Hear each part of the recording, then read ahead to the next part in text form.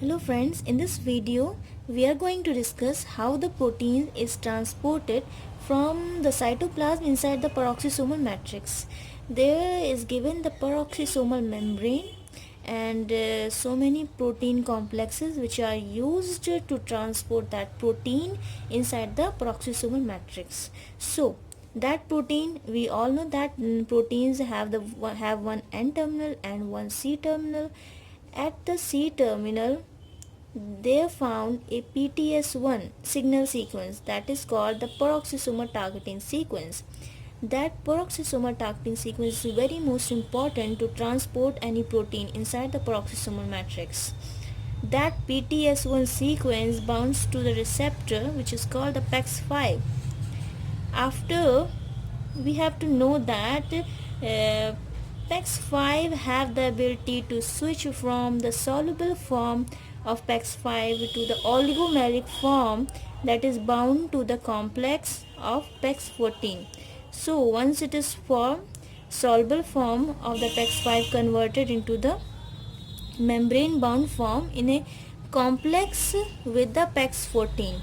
Once this is formed, then the inside the peroxisomal matrix, that protein is released, and once the protein is released, that peroxisome that dimer of PEX5 is released inside the cytoplasm. And to release that dimer inside the cytoplasm, there is a mechanism.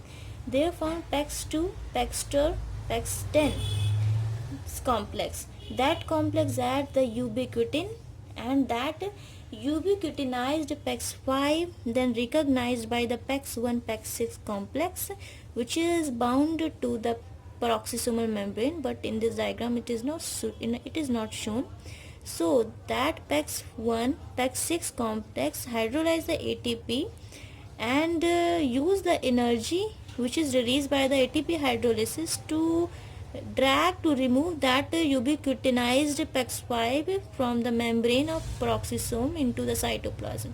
And once inside the cytoplasm, the ubiquitin is released and PEX5 is removed. PEX5 is ready to bound to the next protein to be that contains the PTS sequence, and then whole cycle of peroxisome protein transport is repeated. So that is the whole idea to how the protein is transported inside the peroxisome. So the pathway is completed. Thank you for watching.